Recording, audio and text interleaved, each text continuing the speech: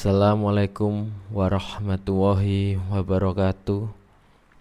Alhamdulillah, wassalatu wassalamu ala rasulillah wa ala alihi washabihi wa man walah. Asyhadu an la ilaha illallah wahdahu la syarikalah wa anna muhammadan abduhu wa rasuluh sallallahu alaihi wa ala alihi washabihi wa man tabi'ahum bi ihsanin illa yaumiddin. Alhamdulillah, segala puji kita haturkan kepada Allah atas segala limpahan rahmat dan hidayahnya, sehingga pada kesempatan kali ini saya akan membacakan lanjutan kitab Riyadhus Shalihin dalam bab ikhlas dan menghadirkan niat pada hadis ke-1 yang berbunyi, dari Amirul Mukminin Abu Hafs Umar bin Al-Khattab bin Nufail bin Abdul Uzzah bin Riyah bin Abdillah bin Qurt bin Razah bin Adi bin Kab bin Lu'ay bin Ghalib Al-Qurashi Al-Adawi radhiyallahu anhu. Ia berkata, saya mendengar Rasulullah SAW bersabda, segala amal perbuatan tergantung pada niatnya, dan setiap orang akan mendapatkan balasan sesuai dengan niatnya. Barang siapa yang hijrahnya kepada Allah dan Rasulnya, maka hijrahnya kepada Allah dan Rasulnya. Barang siapa yang hijrah karena dunia yang akan ia dapatkan, atau hijrah karena seorang perempuan yang akan ia nikahi, maka hijrahnya sesuai dengan yang diniatkannya. Muttafaqun alaih. Baik, penjelasannya yaitu seseorang harusnya menanamkan niatnya karena Allah semata dalam setiap ucapan, perbuatan, dan amalannya. Penulis Imam An-Nawawi rahimahullah menyebutkan ayat-ayat Al-Quran yang berkaitan dengan tema ini. Sebagaimana penulis juga menyebutkan hadis-hadis Nabi yang menyangkut masalah niat. Hadis pertama yang disebutkan dalam bab ini adalah hadis Umar bin Al-Khattab yang mengatakan bahwa ia mendengar Rasulullah SAW bersabda, segala amal perbuatan tergantung pada niatnya, dan setiap orang akan mendapatkan balasan sesuai dengan niatnya. Para ulama berbeda pendapat pada dua kalimat hadis ini. Menurut sebagian ulama, dua kalimat tersebut mempunyai satu arti, dan kalimat kedua merupakan penunjang kalimat yang pertama. Dalam hal ini, pendapat tersebut kurang tepat, karena pada dasarnya setiap kalimat memiliki arti tersendiri dan bukan untuk menguatkan kalimat yang lain. Jika kita renungkan, akan diketahui bahwa ada perbedaan yang cukup mendasar antara dua kalimat tersebut. Kalimat pertama merupakan sebab dan kalimat kedua merupakan akibat. Dalam kalimat pertama, Nabi SAW menjelaskan bahwa setiap amal perbuatan bergantung pada niatnya. Setiap perbuatan yang dilakukan oleh orang yang normal dan tidak dalam paksaan pasti akan melakukan sesuatu perbuatan disertai dengan niat. Tidak mungkin orang yang mempunyai akal normal dan tidak dalam paksaan melakukan sesuatu tidak didasari dengan niat. Sehingga salah seorang ulama berkata, seandainya Allah memerintahkan kita untuk melakukan suatu perbuatan tanpa disertai dengan niat, niscaya kita tidak akan mampu melakukan perintah tersebut. Pendapat tersebut merupakan pendapat yang benar, sebab bagaimana mungkin kamu yang melakukan akal normal, yang mempunyai akal normal dan tidak dalam kondisi terpaksa melakukan sesuatu perbuatan tanpa disertai niat. Sangat mustahil, karena suatu perbuatan merupakan manifestasi dari keinginan dan kemampuan. Keinginan itulah yang disebut dengan niat. Saudaraku seiman dan seislam, kalimat pertama mempunyai arti tidak ada seorang pun yang melakukan suatu perbuatan kecuali disertai dengan niat. Namun demikian, niat dari seseorang beraneka ragam. Antara satu niat dengan niat yang lain jauh berbeda, seperti jaraknya antara langit dan bumi. Sebagian manusia ada yang menempatkan niatnya berada di atas segalanya, dan mungkin ada juga seseorang yang lain yang menjadikan niatnya jauh di tempat yang paling rendah dan paling hina. Sebagai contoh, jika kita melihat dua orang yang melakukan perbuatan yang sama, mulai dari permulaan hingga akhirnya, bahkan di saat keduanya melakukan perbuatan tersebut secara bersama-sama, baik dalam gerakan maupun diamnya, akan tetapi nilai amalan dari keduanya ada perbedaan yang sangat jauh, seperti jauhnya jarak antara langit dengan bumi. Hal ini karena perbedaan niat kedua orang tersebut sangatlah berbeda. Dengan demikian dapat dikatakan bahwa prinsipnya tidak ada perbuatan yang tidak disertai dengan niat. Rasulullah SAW bersabda, setiap orang akan mendapatkan balasan sesuai dengan niatnya. Bermuara pada kesimpulan, jika kita melakukan setiap amal perbuatan syar'i berniat semata-mata karena Allah dan kampung akhirat, maka kita akan mendapatkannya. Tapi jika kita meniatkan karena dunia, maka bisa jadi kita mendapatkannya, dan mungkin bisa jadi kita tidak mendapatkannya. Allah Ta'ala berfirman dalam surat Al-Isra ayat 18 yang berbunyi, barang siapa menghendaki kehidupan sekarang atau kehidupan duniawi, maka kami segerakan baginya di dunia ini apa yang kami kehendaki bagi orang yang kami kehendaki. Allah Ta'ala tidak berfirman, kami segerakan baginya di dunia apa yang ia kehendaki. Akan tetapi Allah Ta'ala berfirman, apa yang kami kehendaki, bukan yang ia kehendaki. Kepada orang yang kami kehendaki, bukan kepada setiap manusia. Allah membatasi apa yang disegerakan dan untuk siapa ia menyegerakannya. Dengan demikian, saudaraku seiman, ada manusia yang mendapatkan semua yang ia inginkan di dunia, ada yang mendapatkan sebagian yang ia inginkan di dunia, dan ada juga yang tidak mendapatkan sama sekali dari apa yang ia inginkan sampai kapanpun.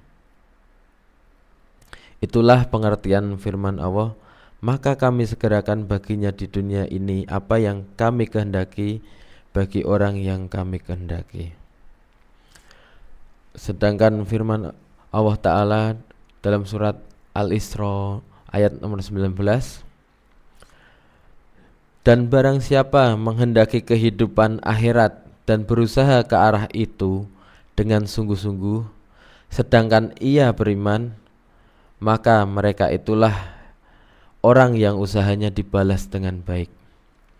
Ini menegaskan bahwa yang bisa mendapatkan balasan yang baik dari Allah hanyalah orang yang meniatkan amal perbuatannya semata-mata untuk wajah Allah dan kampung akhirat.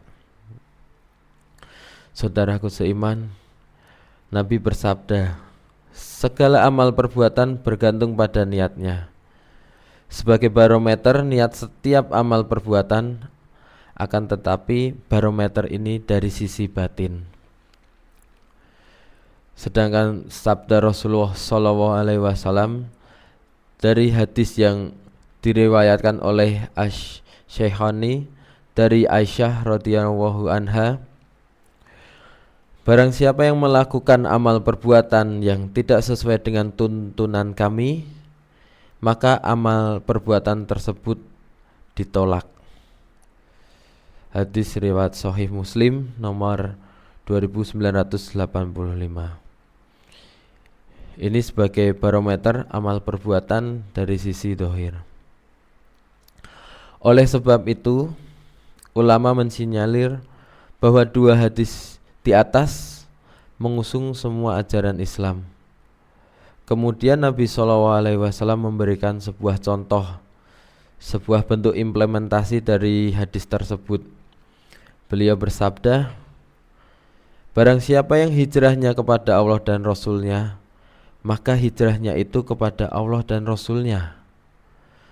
Barang siapa yang hijrahnya karena dunia yang akan ia dapatkan, atau hijrahnya karena seseorang perempuan yang akan ia nikahi, maka hijrahnya sesuai dengan yang diniatkannya.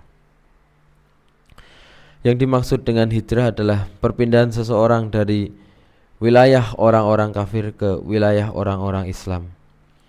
Seperti contoh, orang yang berdomisili di Amerika, sedangkan Amerika termasuk negara kafir, lalu ia masuk Islam.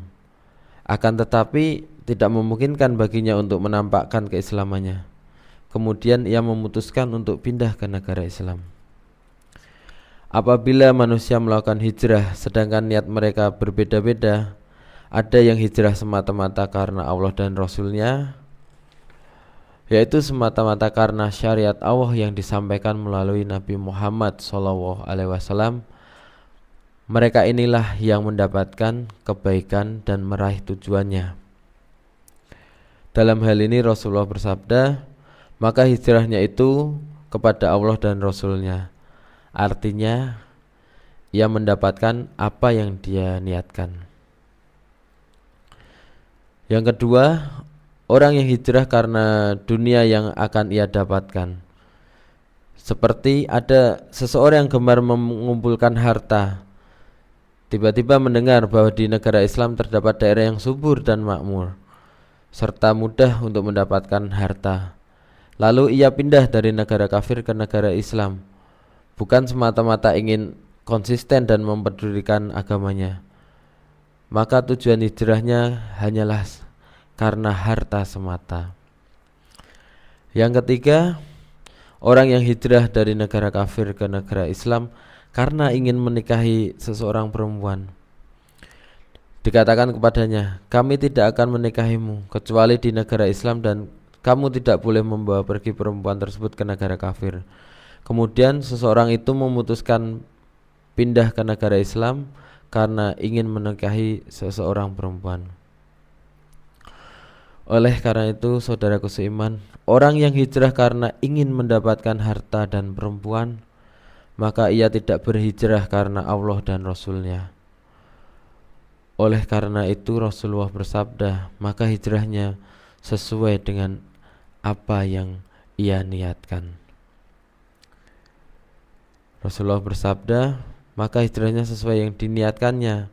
Tidak bersabda, maka hijrahnya karena dunia yang akan dia dapatkan atau karena seseorang yang ia nikahi. Kenapa? Dikatakan karena pertimbangan efisiensi kata.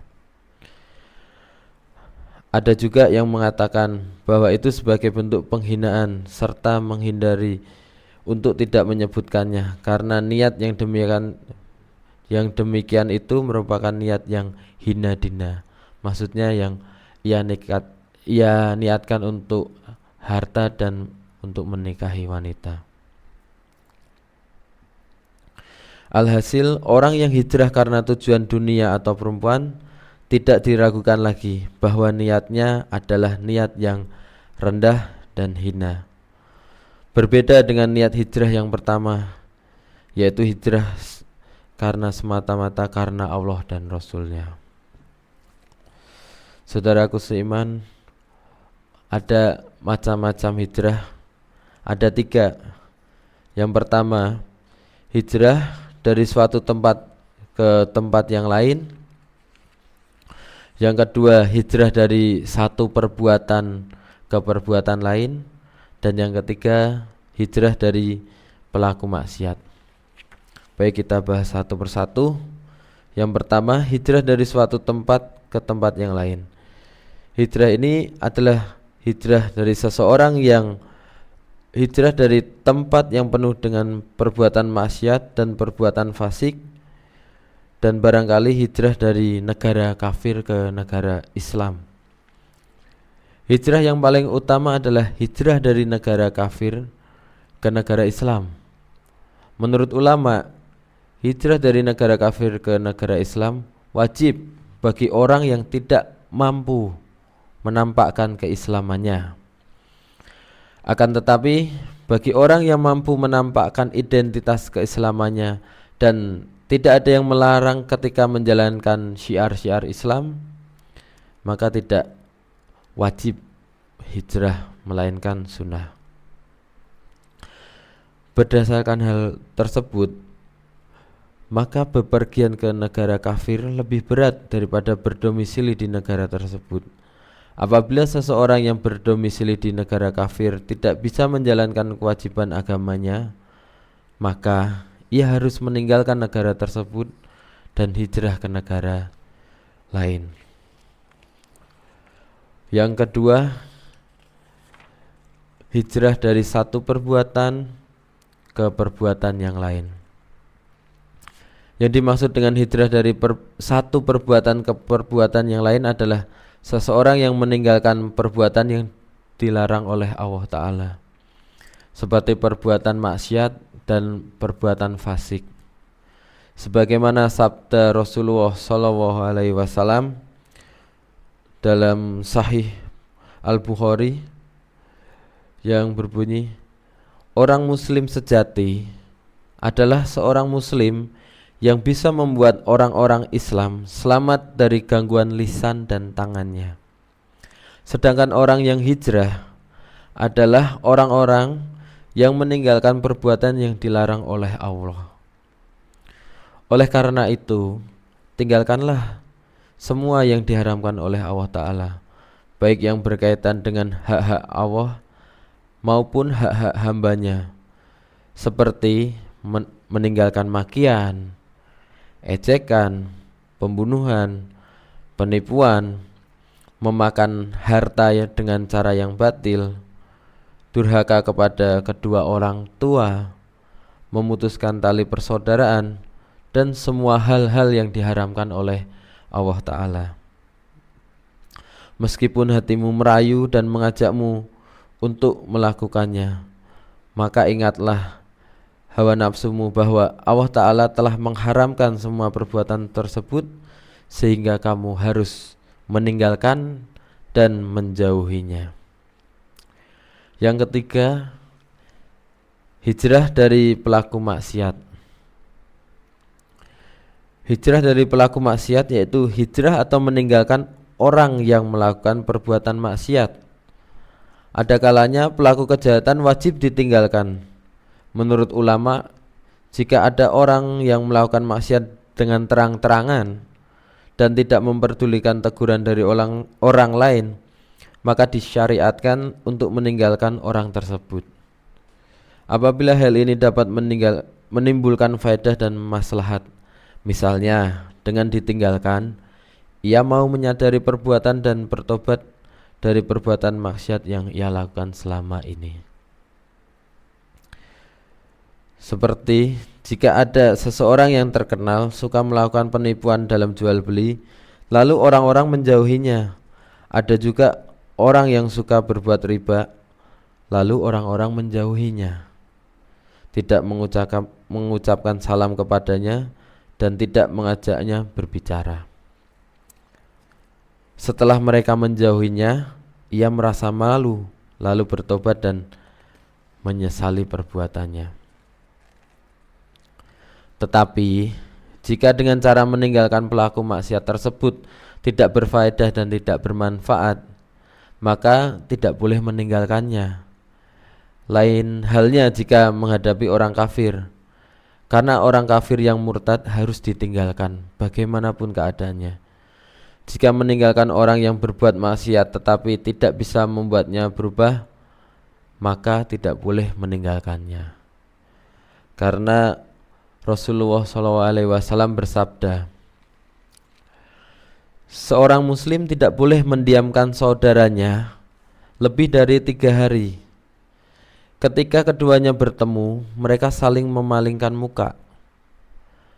Yang terbaik di antara keduanya adalah yang mengucapkan salam terlebih dahulu.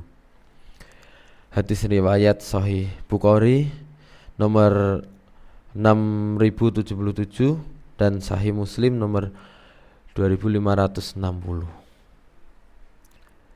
Sebagaimana sudah dimaklumi bahwa perbuatan maksiat selain perbuatan kufur, menurut pendapat ahlu sunnah wal jamaah, tidak membuat pelakunya keluar dari Islam. Kemudian saudaraku seiman, yang menjadi pertimbangan selanjutnya adalah apakah tindakan meninggalkan orang yang melakukan maksiat bisa menimbulkan maslahat atau tidak. Sekiranya menimbulkan maslahat, maka boleh meninggalkannya. Berlandaskan pada kisah Ka'ab bin Malik, Hilal bin Umayyah, dan Mirarah bin Ar-Rabi, di mana mereka tidak ikut berperang pada perang Tabuk dengan Rasulullah. Kemudian Rasulullah menjauhi mereka dan memerintahkan kaum muslimin untuk menjauhi 3 orang tersebut. Kemudian mereka menyadari kesalahannya. Mereka segera bermunajat kepada Allah. Dunia yang begitu luas terasa begitu sempit bagi mereka. Hati mereka tertekan. Mereka yakin bahwa tidak ada tempat mengadu kecuali kepada Allah Ta'ala.